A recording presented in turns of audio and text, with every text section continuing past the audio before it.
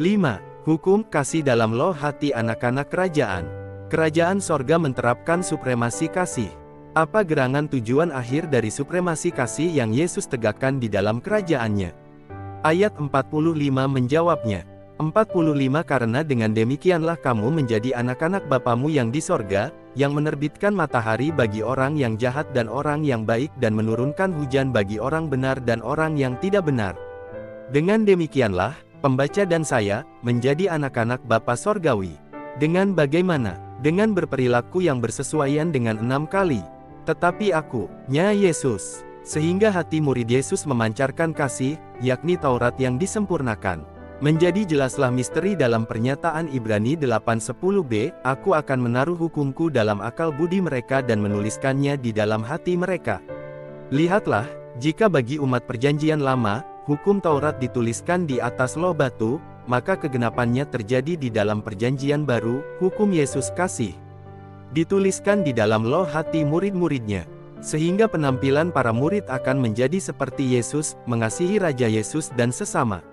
Batu memang sangat keras dan kokoh, namun loh batu, di mana dituliskan hukum Taurat oleh Tuhannya Musa dapat pecah, fakta, memang pernah pecah. Hati manusia unsur rohani bukan benda keras, tetapi hati manusia yang sudah ditulisi oleh Yesus sehingga berperilaku lembut dan mengasihi takkan pernah pecah, sebaliknya akan terpelihara ke dalam kekekalan. Terima kasih, Raja Sorga, untuk pengungkapan misteri ini. Terpujilah Yesus Kristus. Jelaslah bagi pemirsa, bahwa Yahweh menegakkan suatu agama, Yahudi tetapi tujuan Raja Yesus datang ke bumi bukan sekedar membentuk umat beragama Kristen. Melainkan menjadikan anak-anak kerajaan, warga kerajaan sorga yang hidup di dalam supremasi kasih. Nampakkah bagi saudara bahwa Yesus lebih luhur daripada Yahweh? Jelas pulalah, yang kekal yang Yesus maksudkan, bukanlah sekedar hukum Taurat, melainkan kasih, yang menjadi pedoman kehidupan dalam kerajaan sorga, mengungguli hukum Musa. Akhirnya, rangkaian sabda ini diakhiri oleh Yesus dengan ayat 46-48, yang jelas sekali artinya. 46. Apabila kamu mengasihi orang yang mengasihi kamu, apakah upahmu? Bukankah pemungut cukai juga berbuat demikian? 47. Dan apabila kamu hanya memberi salam kepada saudara-saudaramu saja, apakah lebihnya daripada perbuatan orang lain? Bukankah orang yang tidak mengenal Tuhan pun berbuat demikian? 48. Karena itu haruslah kamu sempurna, sama seperti Bapamu yang di sorga adalah sempurna. Oh, betapa rindunya Raja Yesus yang ingin melahirkan anak-anak kerajaan yang sempurna. Tetapi iblis segera menghambat, dengan membisikkan, hanya Tuhan yang sempurna, supaya manusia berputus pengharapan, tidak mau melangkah maju lagi. Kalaupun bisikan iblis itu Anda benarkan, maka sabda Yesus dalam ayat 48 bermakna, anak-anak kerajaan harus berjuang terus-menerus menuju kesempurnaan. Itu adalah kehendak Tuhan, jangan dibantah. Proses pembentukan watak anak kerajaan menuju kesempurnaan, takkan berakhir sebelum roh meninggalkan tubuh yang fana ini. Saya sadar, beberapa banyak di antara pemirsa tergoncang hatinya oleh penyampaian saya, tetapi suatu sikap anak kerajaan harus saya pegang, kebenaran harus disampaikan lurus-lurus. Jika ada pemirsa yang tersinggung, itu menjadi hak dan tanggung jawab Anda sendiri, yang penting adalah Raja Sorga tidak tersinggung, sebab kebenaran sudah disampaikan secara tidak memandang bulu. Kebenaran lain, dapat disimpulkan dari 6 kali sabda, tetapi aku, mungkin menambah goncangan hati Anda.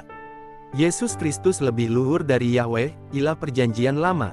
Kebenaran ini pun pasti jelas bagi Rasul Paulus. Boleh periksa tulisan Rasul ini pada Galatia 3 ayat 19 sehingga Rasul Paulus, ingat, Saulus adalah seorang Farisi, dari mazhab yang keras. Kisah Para Rasul 26 ayat 5, yang tadinya sangat fanatik menyembah Yahweh, kemudian dijamah Injil, lalu beroleh nama baru, Paulus, akhirnya menyingkirkan nama Yahweh dari hatinya. Paulus, yang biasa diajar langsung oleh Raja Yesus, lihat dalam 1 Korintus 11 ayat 23, membaptis calon pengikut Yesus dengan mengandalkan nama Tuhan Yesus saja. Boleh lihat dalam Kisah Para Rasul 19 ayat 5-6 dan Roma 6 ayat 3. Saudara yang dikasihi Yesus Kristus, jika Anda mau maju secara rohani, mau menjadi anak-anak kerajaan sorga, persilahkan berdoa bersama saya, mengucapkan doa berikut perlahan-lahan, dengan bersuara. Yesus Kristus Raja Sorga, Dikau adalah Rajaku, Tuhan. Semakin nampak bagiku kerajaan-Mu ya Yesus, yang bukan sekedar agama, semakin jelas bagiku kerajaan sorga menerapkan supremasi kasih, bukan supremasi hukum seperti kerajaan dunia. Maka saya mau bergabung dengan kerajaan-Mu, ya Yesus, Rajaku, menjadi warga kerajaan sorga. Saya bermohon agar Roh Yesus memampukan diriku hidup benar sesuai kehendak Rajaku. Raja Yesus, tolong utus malaikat Tuhan untuk mengawal diriku, selaku anak kerajaan. Demi nama Yesus, nyala semua malaikat iblis yang menghimpit kepribadianku, yang menghambat pertumbuhan rohaniku. Roh Yesus, saya undang agar terus-menerus berbicara ke dalam hati saya, menyingkirkan konsep-konsep yang keliru dari masa laluku. Roh Yesus akan menuntun saya ke dalam seluruh kebenaran Yesus, seraya mengendalikan perilaku saya dari dalam hatiku. Bagi kemuliaan Yesus Kristus Raja Sorga, amin. Para pemirsa yang terkasih, sesungguhnya masih ada bagian-bagian penting dari pasal 5 kitab Matius yang belum dibahas, yakni yang tidak berkaitan dengan sabda, tetapi aku. Doakanlah agar Tuhan membukakan kesempatan lain untuk membahasnya. 6. Hukum Sabat pun disempurnakan oleh Raja. Pemirsa yang terkasih, sebagian guru-guru Kristiani yang terkemuka sudah menyatakan bahwa rekaman Injil Matius memiliki kekhasan penyajian, memperkenalkan kerajaan sorga, kerajaannya Yesus. Maka seyogyanya lah rekaman Injil Matius ini lengkap menyajikan hukum dalam kerajaan sorga yang dipaparkannya. Pada Matius pasal 12 lah diperoleh penyajian tambahan mengenai hukum kerajaan sorga, hukum yang tidak meniadakan hukum Taurat Musa, yang 10 melainkan menggenapi atau menyempurnakannya. Bahkan hukum Sabat, yang dianggap utama oleh umat beragama Yahudi, ternyata disempurnakan juga oleh Yesus. Di dalam Matius 12 ayat 1-8, boleh dibaca.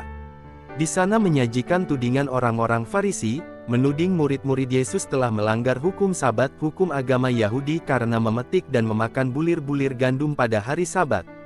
Tudingan ini dijawab oleh Yesus dengan menunjuk kepada perilaku Raja Daud. Saya sebutkan Raja, karena sudah diurapi oleh Tuhan, kendati bagi manusia belum nyata bahwa Daud adalah Raja.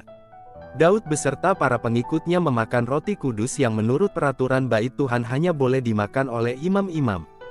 Melalui penyampaian ini, Yesus menunjukkan bahwa peraturan rumah ibadat berada di bawah otoritas kerajaan. Maka Daud dinyatakan oleh Yesus tidak bersalah. Lalu Yesus segera menyatakan bahwa dirinya lebih agung daripada bait Tuhan itu. Sehingga Yesus tidak harus tunduk kepada peraturan agamawi, yang sangat dijunjung tinggi oleh pemuka agama di kala itu. Anak-anak kerajaan segera mengerti argumentasi Yesus ini, kendati masih akan disanggah oleh penguasa agama, Farisi dan Farisi modern di masa kini. Yesus menekan orang-orang Farisi lebih jauh lagi, menantang pengertian mereka akan firman, yang kukehendaki ialah belas kasihan dan bukan persembahan. Matius 12 ayat 7. Anak-anak kerajaan segera menampak kebenaran di sini, persembahan berkaitan dengan hukum agamawi, sementara belas kasihan berkaitan dengan hukum kasih dari kerajaan sorga. Sungguh, yang diberlakukan oleh Yesus adalah wawasan kerajaan, bukan agamawi. Apakah pemirsa termasuk golongan yang mentaati hukum agamawi? Akhirnya, Yesus membungkam para lawan dengan mengemukakan secara gamblang status dirinya di ayat 8, karena anak manusia adalah Tuhan atas hari Sabat. Kalimat ini tidak mungkin lebih tepat lagi, sebab Roh Yesus di dalam diri anak manusia adalah Raja Sorga, yang maha tinggi. Raja tidak perlu tunduk kepada hukum. Raja Sorga tidak tunduk kepada hukum Sabat, lalu bagaimana caranya anak-anak kerajaan menerapkan Sabat yang disempurnakan? Dalam suatu perbantahan keras dengan para Farisi modern yang mereka mengagungkan Sabat atau Sabtu, mereka menantang saya, mempertanyakan apakah Bapak mematuhi hukum Sabat. Tantangan ini diajukan karena mereka mengira saya beragama Kristen yang beribadah di hari Minggu. Jawab saya, kalian menerapkan Sabat yang 1 hari dalam seminggu, Sabat saya 7 hari dalam seminggu. Saya tidak berdusta, sebab faktanya, saya sudah pensiun, tidak mencari nafkah, maka saya bebas memuliakan Yang Maha Tinggi 7 hari seminggu. Saya masih melanjutkan, rekan-rekan saya yang muda, yang masih mencari nafkah secara sekuler, menerapkan Sabat yang 2 hari seminggu, Sabtu dan Minggu. Lawan-lawan ini merasa malu, sebab mereka hanya menerapkan 1 hari, Sabtu saja. Itu pun sudah dilagakkan. 7. Sampai raja menjadikan hukum kasih menang. Misteri kerajaan sorga memang mencakup juga hukum yang diberlakukan di dalam kerajaan itu. Siapa yang mempelajari kitab Perjanjian Baru dengan berwawasan agamawi, akan meleset memahami Yesus, Raja Sorga. Mereka akan mengira Yesus membawa agama Kristen ke bumi, selanjutnya menganggap bahwa Yesus memberlakukan hukum Taurat bagi mereka. Ini kekeliruan besar, dan merata, berakibat kebanyakan orang Kristen belum menikmati kewargaan kerajaan sorga, yang hidup kekal. Lihat lagi contoh pada Matius 12 ayat 18b. Aku akan menaruh rohku ke atasnya, dan ia akan memaklumkan hukum kepada bangsa-bangsa. Orang yang berwawasan agama, akan segera menarik kesimpulan bahwa yang akan dimaklumatkan oleh Yesus kepada bangsa-bangsa adalah hukum Taurat Musa. Lalu tidak memikirkan ayat ini lebih jauh lagi, ini pun perilaku saya ketika belum memasuki wawasan kerajaan sorga. Tetapi orang-orang yang memuliakan Yesus masih akan berpikir, apa istimewanya kedatangan Yesus ke bumi ini, jika hanya memaklumkan hukum Taurat yang ribuan tahun sebelumnya sudah disebarluaskan oleh Musa. Bukankah bangsa-bangsa kafir di sekitar Yudea sudah membaca, setidaknya mendengarnya? Di pihak lain, kaum Injili, termasuk Anda yang sedang mempelajari isi buku ini, segera menyadari, bahwa ayat ini harus direnungkan dengan berwawasan kerajaan sorga. Sebab Yesus adalah Raja Sorga, maka yang ditampilkannya kepada bangsa-bangsa tentunya, hukum kerajaan sorga, sebab kerajaan sorga meliputi semua bangsa. Tidak sekelas dengan kerajaan Daud yang hanya meliputi bangsa Israel saja. Kita, yang meresapi isi penyampaian ini, segera mengerti, bahwa yang dicanangkan oleh Yesus adalah, hukum kasih, yakni hukum Taurat yang disempurnakan, oleh Yesus. Terpujilah Raja Yesus, yang Maha Pengasih. Tentang statusnya sebagai Raja, Matius 12 ayat 19 juga menunjukkannya, ia tidak akan berbantah, dan tidak akan berteriak, dan orang tidak akan mendengar suaranya di jalan-jalan. 3 macam perilaku disinggung di sini, bukankah semuanya itu menampilkan status Raja? Raja tidak akan berbantah, sebab otoritasnya adalah menetapkan, memutuskan. Raja yang berkuasa tidak punya hasrat untuk berbantahan. Raja tidak perlu berteriak, melainkan bersabda, sebab semua hambanya tekun dan teliti menyimak sabdanya. Suara Raja tidak akan terdengar di jalan-jalan, melainkan di istana. Setinggi-tingginya, nabilah yang akan berteriak-teriak di jalan-jalan. Dan Yesus bukan sekedar nabi, sebab di dalam dirinya bersemayam Roh Tuhan ayat 18 yang maha tinggi. Pernyataan yang misterius terdapat lagi dalam Matius 12 ayat 20, buluh yang terkulai tidak akan diputuskannya, dan sumbu yang pudar nyalanya tidak akan dipadamkannya. Buluh yang terkulai tidak diputuskan, melainkan ditegakkan dan dibebat supaya segar kembali, sumbu yang pudar nyalanya tidak dipadamkan, melainkan diulur dan diratakan ujungnya, sehingga bagus kembali nyalanya. Bukankah ini pekerjaan tabib, yang kerjanya memulihkan pribadi-pribadi yang sakit, jasmani maupun rohani? Dalam pernyataan ini terkandung pula arti bahwa Raja Yesus tidak akan menghakimi selama dia di dunia ini. Tidak menjatuhkan hukuman, tetapi memberi kesempatan bagi manusia untuk bertobat.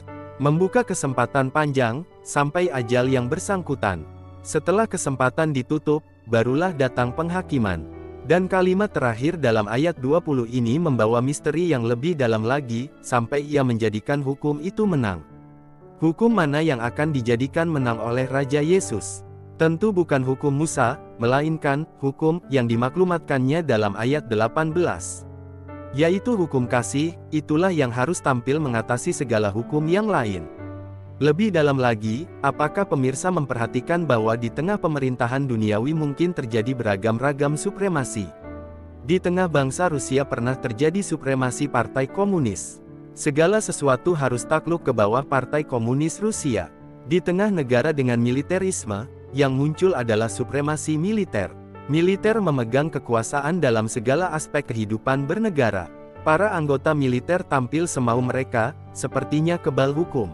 Pada bangsa Iran dan Afghanistan di masa kini terjadi supremasi imam, seperti halnya di tengah bangsa Yahudi semasa Yesus Anak Manusia. Di beberapa negara yang lebih tertib, muncul supremasi hukum. Sungguh, saudara, tanpa supremasi hukum, tidak mungkin ada ketertiban. Hukum harus menang, baru ada ketertiban. Supremasi partai, supremasi imam, supremasi militer, terbukti tidak menjamin ketertiban di tengah negara-negara yang bersangkutan. Sekarang, yang lebih luhur daripada supremasi hukum ditegakkan oleh Yesus di dalam kerajaannya. Supremasi hukum yang disempurnakan, yakni supremasi kasih, itu yang Raja Yesus mau tegakkan, sampai ia menjadikan hukum kasih itu menang, mulialah Raja Yesus. Bagian ini ditutup dengan melihat ayat 21, dan padanyalah bangsa-bangsa akan berharap. Pada Yesuslah harapan bangsa-bangsa, dan harapan kita sekalian. Bukan pada raja dunia, bukan pada para pendeta, bukan juga kepada ilah-ilah lain semisal, Allah ilah orang Muslim, atau Yahweh ilah agama Yahudi, atau Debata ilah orang Batak, atau ilah-ilah suku bangsa masing-masing. Pada Yesus Kristus harapan kita. Maka supaya hal ini menjadi kenyataan, supaya penuh berkat-berkat kerajaan sorga saudara peroleh, sudahkah Anda mengenyampingkan ilah-ilah asing itu? Jika masih saudara sebut dan panggil di dalam doa dan pujian, kerugian bagi Anda. 8. Otoritas Raja Surga terhadap pemberontak. Dalam rangkaian pembahasan mengenai hukum kerajaan sorga ini pula, Matius 12 ayat 22-25 memberi makna yang baru. Yesus menyembuhkan orang buta dan lumpuh yang kerasukan setan. Dengan cara apa? Tentu dengan cara mengusir setan yang membutakan dan melumpuhkan dia. Hal ini nyata dari perbantahan yang menyusul. Orang Farisi menuding Yesus mengusir setan dengan menggunakan kuasa Beelzebul. Kita, yang mengerti bahwa Yesus adalah Raja Sorga, tidak perlu berbantahan seperti itu. Peristiwa ini menunjukkan bahwa, kendati iblis adalah pemberontak, dan terus-menerus menyesatkan manusia, terhadap otoritas Raja Sorga, iblis harus taat. Matius 12 ayat 28 menegaskan lebih jauh mengenai otoritas Raja Sorga yang Yesus sandang, tetapi jika aku mengusir setan dengan kuasa roh Tuhan, maka sesungguhnya kerajaan Tuhan sudah datang kepadamu. Hai para pembaca Alkitab, apakah Anda mengamati bahwa di seluruh perjanjian lama tidak pernah dibahas urusan mengusir setan? Bahwa tidak ada nabi perjanjian lama yang memiliki otoritas untuk mengusir setan. Bahkan Yahweh, sesembahan Yahudi tidak menampilkan otoritas sedemikian. Apakah Anda perhatikan hal itu? Tokoh-tokoh perjanjian lama hanya menjadi sasaran empuk setan-setan, yang merangsang mereka berbuat dosa. Bahkan nabi-nabi pun berbuat kekeliruan. Abraham melakukan setengah dusta, Ishak, anak Abraham, mewarisi sifat itu, melakukan dusta penuh. Yakub, cucu Abraham, dia bahkan menipu. Semuanya terkena rangsangan iblis, bapa segala dusta seperti dalam Yohanes 8 ayat 44, untuk melakukan dosa dusta. Dan dosa-dosa jenis lainnya. Oleh kedatangan Yesus ke bumi, kerajaan sorga beserta otoritas kerajaan mulai diterapkan di bumi. Goncanglah rombongan setan-setan. Yesus mendemonstrasikan otoritas kerajaan itu. Bahkan mengaruniakan otoritas yang serupa kepada setiap warga kerajaan sorga seperti dalam Markus 16 ayat 17, sehingga kita memiliki kuasa untuk mengusiri setan-setan yang terus berusaha menyesatkan kita. Bahkan otoritas itu dapat kita gunakan untuk mengusiri setan-setan yang menghimpit kepribadian orang-orang lain, dengan demikian membuka kesempatan bagi mereka untuk bergabung ke dalam kerajaan sorga. Demikianlah caranya menghasilkan buah bagi kerajaan sorga, Matius 21 ayat 43. Demikianlah caranya kerajaannya Yesus diperluas, yakni pertambahan rakyatnya, bertambahlah orang-orang yang melayani raja. Dan berkurang orang-orang yang melayani iblis. Pembaca yang terkasih, sudahkah setan-setan diusir dari diri Anda? Jangan Anda terkecoh, lalu berkilah, saya sudah Kristen, sudah dibaptis, sudah peneguhan. Jangan terkecoh, isu yang Yesus bawa bukanlah menjadi beragama Kristen, melainkan memasuki kerajaan sorga. Seseorang harus mengalami bahwa setan-setan diusiri dari dirinya oleh Yesus Kristus, atau oleh kuasanya yang dilancarkan oleh hamba Yesus yang memegang otoritas kerajaan sorga. Barulah kerajaan sorga dapat Anda masuki, sebab kerajaan sorga adalah kerajaan yang kudus, tidak ada roh najis yang diperkenankan masuk ke dalamnya. Melalui pengusiran setan-setan dari dalam dirinya, di samping perolehan amnesti, itu dapat dilihat dalam penyampaian serial 1, dan pengampunan yang selalu dapat diraihnya seperti tertulis dalam 1 Yohanes 1 ayat 9, seseorang disucikan dan dilayakkan untuk bergabung ke dalam kerajaan sorga, sekaligus memasuki kehidupan kekal bersama Raja Yesus. 9. Hukum dilaksanakan bahkan atas ucapan. Beberapa butir lagi ketentuan kehidupan di dalam kerajaan sorga dipaparkan dalam Matius pasal 12. Ayat 30 mencatat satu ketentuan dalam kehidupan di dalam kerajaan sorga, siapa tidak bersama aku, ia melawan aku dan siapa tidak mengumpulkan bersama aku, ia mencerai-beraikan. Sabda ini sederhana penerapannya, warga kerajaan sorga harus menjangkau umat bergabung bersama dengan Raja Yesus, ke bawah pemerintahannya, jika tidak, ia mencerai-beraikan umat, yang berarti melawan Raja.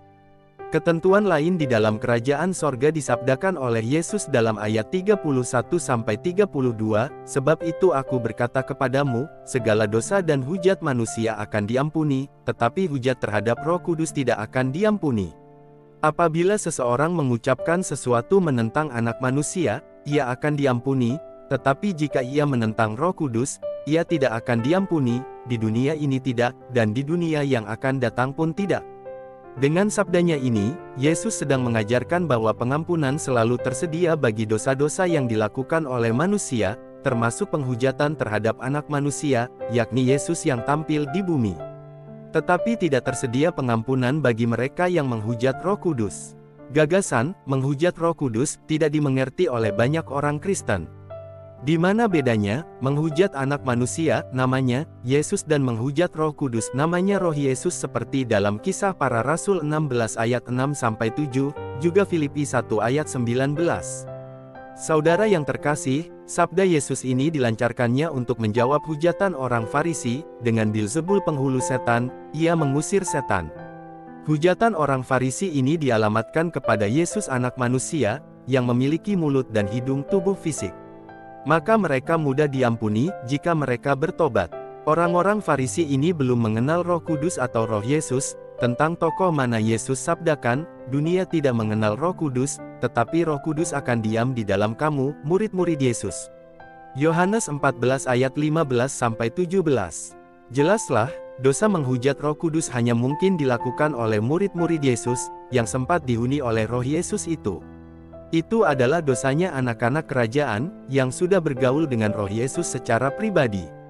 Orang-orang di luar kerajaan sorga termasuk orang yang sekedar beragama Kristen pun tidak mungkin melakukan dosa yang satu ini.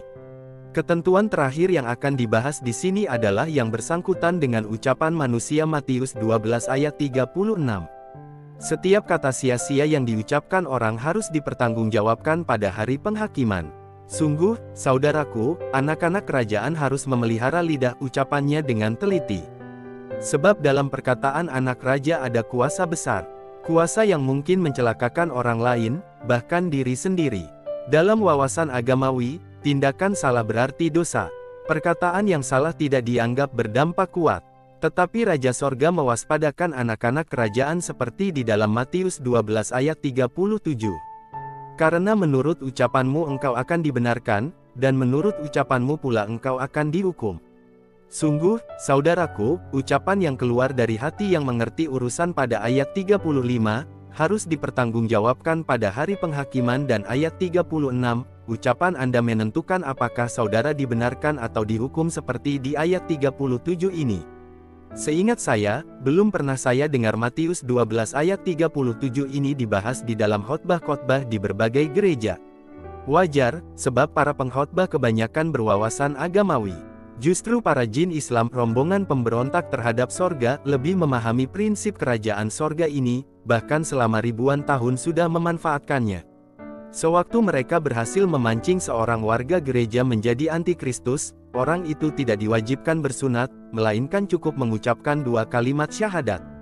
2 kalimat yang diucapkan ini yang mengesahkan keislaman seseorang, bukan sunat.